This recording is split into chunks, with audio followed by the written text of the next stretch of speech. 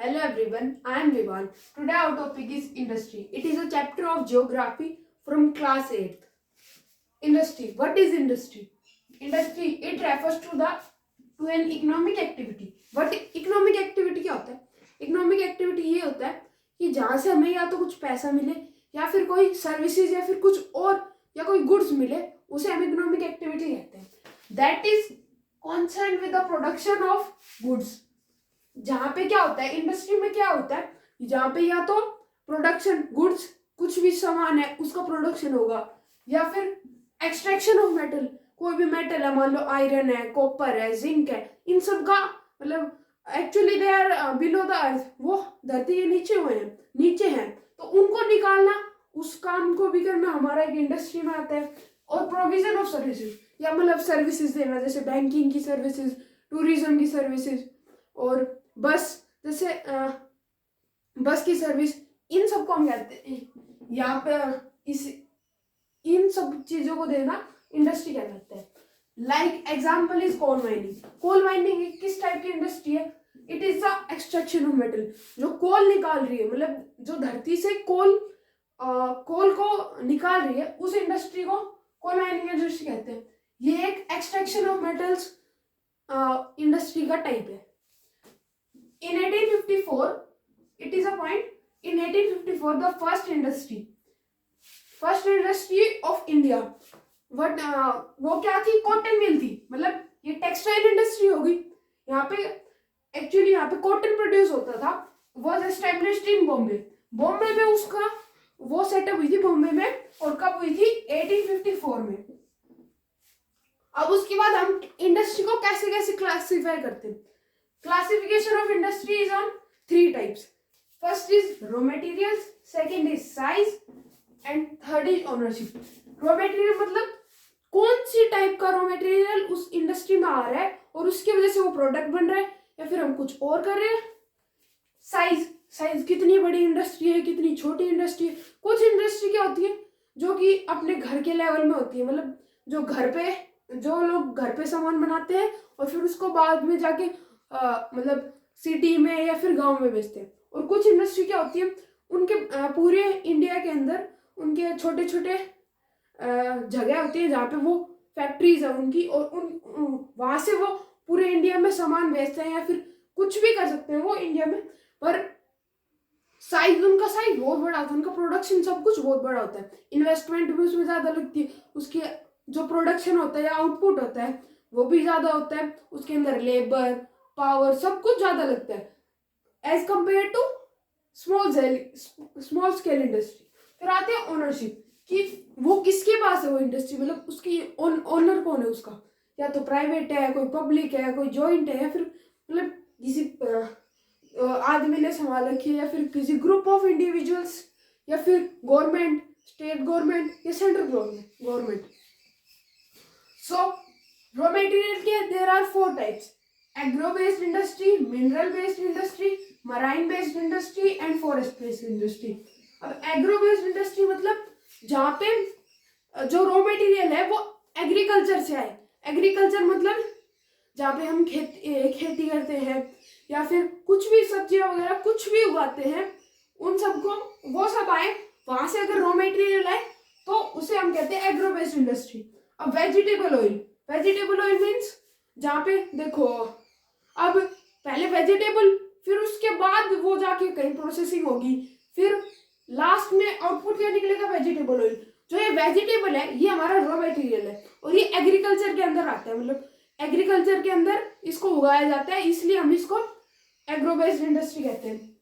फिर mineral based मतलब जो मिनरल्स के अंदर मतलब उनका रॉ मटेरियल मिनरल्स हो. The industry which have the raw material as minerals. जैसे आयरन और इंडस्ट्री है, अब उसका रॉ मटेरियल क्या है? आयरन अब कहाँ से निकलेगा? जमीन में से निकलेगा. अब जमीन में से निकलेगा तो उसको पहले उसकी प्रोसेसिंग करनी पड़ेगी, फिर उसके जब वो निकल जाएगा तब वो उसकी रिफाइनिंग करनी पड़ेगी. इन सब प्रोडक्ट के बीच में एक जो हमारा, जैसे अभी इसमें वेजिटेबल था रॉ मटेरियल, ऐसे इसमें आयरन है. आयरन और होता है एक्चुअली.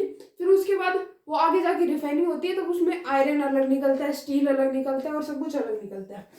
और कोल माइनिंग, कोल माइनिंग, अब कोल भी नीचे ही होती है, मतलब कोल की खदानें होती है, उनमें से अगर मान लीजिए यहाँ पे कोल है यहाँ पे रॉ मटेरियल। फिर उसके बाद आते हैं मैराइन वेस्ट। मैराइन का मतलब ये होता है सी मतलब समुद्र में से कुछ भी, या फिर तालाब, लेक, कोई सी, इनमें से, या ओशन, कोई भी जगह में से अगर हम सी फूड अब सी फूड कैसे निकालेंगे? सी फूड के अंदर जो एक्चुअली हम निकाल कहां से रहे हैं, what are the sources? Sea, lakes, oceans. So इसके अंदर sea food it's the raw material. And the fish oil, अब फिश है वो भी तो एक लाइक अब इसको लिंक करिए, वेजिटेबल और यहाँ पे फिश। वेजिटेबल भी तो हमारी एग्रीकल्चर में से आ रही है और फिश हमारा समुद्र में से आ रही है। तो उन दोनों को अगर हम लिंक करते हैं तो हमको एक लिंक समझ में आता है कि यहाँ पे भी कुछ यहाँ पे सी ये एग्रीकल्चर मतलब एग्रीकल्चर में से आ रही है और यहाँ पे वो समुद्र में से आ रही है। तो समुद्र अब यहाँ पे एग्रो बेस्ड हो गई थी, ऐसे यहाँ पे मराइन बेस्ड हो जाती है। फिर उसके बाद आते हैं फॉरेस्ट, मतलब जो फॉरेस्ट के अंदर जो भी चीजें मिलती है वहां से हमें जो इंडस्ट्री आती है, मतलब वहां उन चीजों को अगर हम रॉ मटेरियल माने तो उनसे कौन कौन सी इंडस्ट्री बनती है? Pulp and paper. जो हम पेपर इस्तेमाल करते हैं वो एक्चुअली पल्प से बनता है और वो पल्प के अंदर क्या होता है कि उसको सुखाते हैं, फिर उसके बाद उसको एक पानी के साथ कंप्रेस करते हैं, ऐसे करते हैं तब जाके हमारे को एक फाइनल रिजल्ट मिलता है पेपर, और एक होता है पल्प। अब तो पल्प है वो एक रॉ मटेरियल है किसके लिए? पेपर के लिए। तो इसलिए, और वो पल्प कहाँ से आ रहा है? फॉरेस्ट से आ रहा है, तो इसलिए फॉरेस्ट बेस्ड होगी। और फार्मा मतलब क्या होती है? दवाइयाँ। कुछ दवाइयाँ मतलब ऑलमोस्ट 50% दवाई क्या होती है? 50% लैब्स में बनती है और 50% जो आयुर्वेदिक दवाइयाँ होती है वो सारी आयुर्वेदिक, मतलब वो प्लांट्स आएंगे तो प्लांट्स कहाँ पे होते हैं? फॉरेस्ट में होते हैं। जो आयुर्वेदिक प्लांट्स होते हैं वो सभी फॉरेस्ट में होते हैं, तो उसके लिए रॉ मटेरियल क्या हो गया? फॉरेस्ट। तो फॉरेस्ट के अंदर हम इसको रखेंगे। फिर आते हैं हम साइज पे। साइज के अंदर क्या होता है? Small scale and large scale. अब स्मॉल स्केल में क्या होता है कि छोटी जगह पे कोई किसी ने कुछ भी इंडस्ट्री लगा ली, इंडस्ट्री नहीं, वो मान लो कुछ भी वर्क हो सकता है। और एक होता है लार्ज स्केल मतलब बहुत बड़े एरिया में। अब इसके अंदर और इसके अंदर क्या डिफरेंस है? स्मॉल स्केल के अंदर सब कुछ स्मॉल होगा, जो इन्वेस्टमेंट है वो भी स्मॉल होगी, मतलब जो हमने खर्चा किया है कि इसको स्टार्ट करने में वो भी कम होगा। इसके अंदर लेबर भी कम लगेगी, मतलब मान लो घर के ही आदमी उसको कर पा रहे हैं। और इसके अंदर खर्चा बहुत ज्यादा होगा, लेबर भी बहुत ज्यादा लगेगी। इसके अंदर जो प्रोडक्शन होगा, जो आउटपुट होगा वो भी बहुत कम होगा। इसके अंदर प्रोडक्शन या आउटपुट वो भी बहुत ज्यादा होगा। तो मतलब एक्चुअली ये मान लो जैसे स्मॉल और लार्ज के अंदर जो अपोजिट है ना, ऐसे ही ये इसका अंदर जो भी चीजें लगेंगी वो सब भी अपोजिट होगी, जो एक छोटी है तो एक बड़ी होगी। तो इसके एग्जांपल्स क्या है? बेकरी या पिकल मेकिंग। जैसे पिकल हमारे घर पे ही बनता है, तो उसको पिकल हमारे घर पे बनता है, हम कुछ ही लोग उसको बेचते हैं या फिर अपने आसपास रिलेटिव्स वगैरह में वहां पे और उसको खत्म कर देते हैं। और एक जगह हैवी मशीनरी, ऑटोमोबाइल्स। अब जो हमारे मान लीजिए बड़ी जैसे कार्स हो गई, बाइक्स हो गए, ये तो हम घर पे नहीं बनाते। ये इंडस्ट्री मतलब बड़ी स्केल की इंडस्ट्री बनती है जहाँ पे फैक्ट्रीज वगैरह होती है, वहाँ पे मैकेनिक्स होते हैं, वहाँ पे ये चीजें बनती है। तो इसलिए लार्ज स्केल होगी क्योंकि वो बहुत बड़ी जगह होती है वहां पे। जैसे हमारे पास ये हो गए एग्जांपल्स, ऑटोमोबाइल होगी, इसकी हैवी मशीनरी होगी, इसकी बेकरी होगी या फिर इसकी पिकल मेकिंग होगी। फिर हम आते हैं ओनरशिप, मतलब उसको कौन ओन करता है, उस कंपनी को चलाता कौन है, उस कंपनी का मालिक कौन है? प्राइवेट। पहले तो प्राइवेट मतलब कोई आदमी चला रहा है या फिर कोई ग्रुप ऑफ इंडिविजुअल्स चला रहा है, तो उसको हम प्राइवेट कहेंगे। जैसे रिलायंस हो गई, रिलायंस अभी मुकेश अंबानी के पास है, और अडानी हो गई, गौतम अडानी के पास है अभी। तो पब्लिक मतलब या तो उसको स्टेट गवर्नमेंट चलेगी या फिर उसको सेंट्रल गवर्नमेंट चलेगी, या फिर कोई और या फिर ये दोनों मिलके आपस में इस कंपनी को चलाएंगे। अब इसके एग्जांपल्स क्या है? Hindustan aeronautics limited, SAIL steel authority of India limited, और सारे बहुत एग्जांपल है।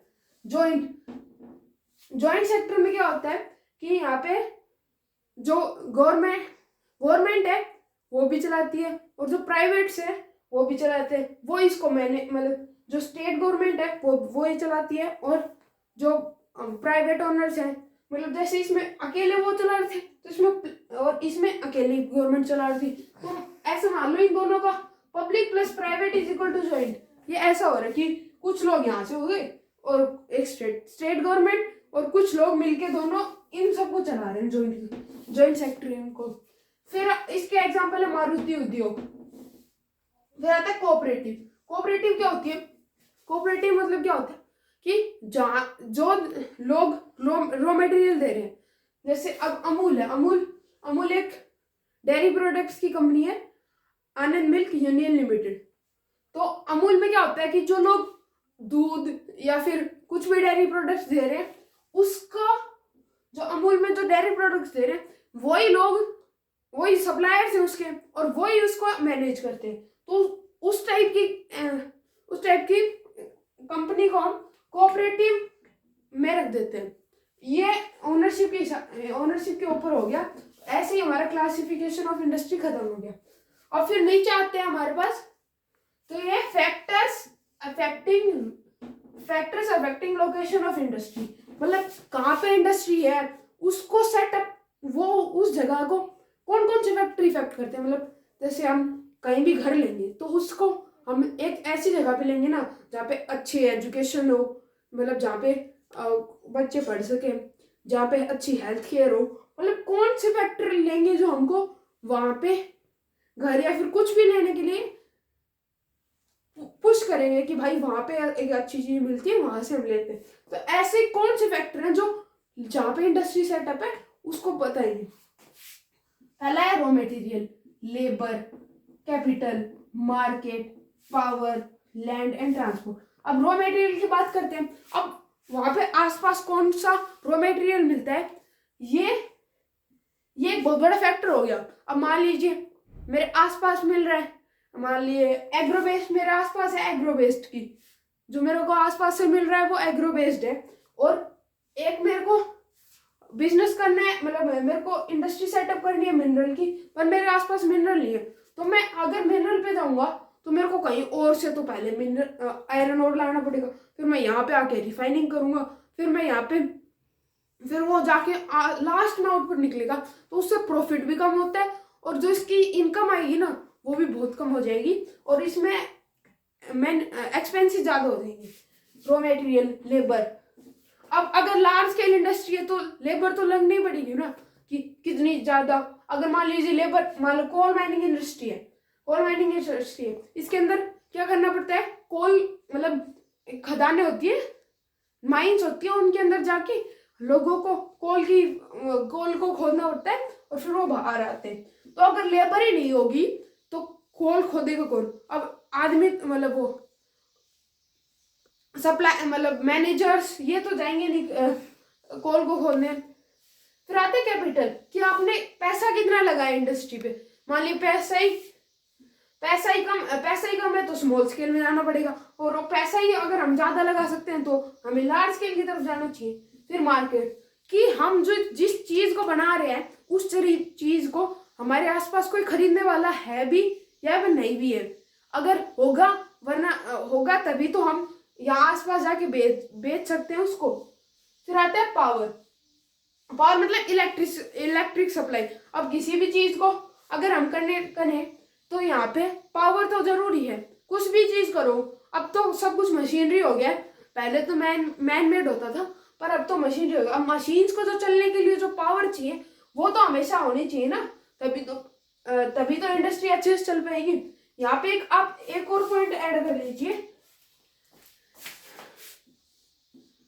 वाटर।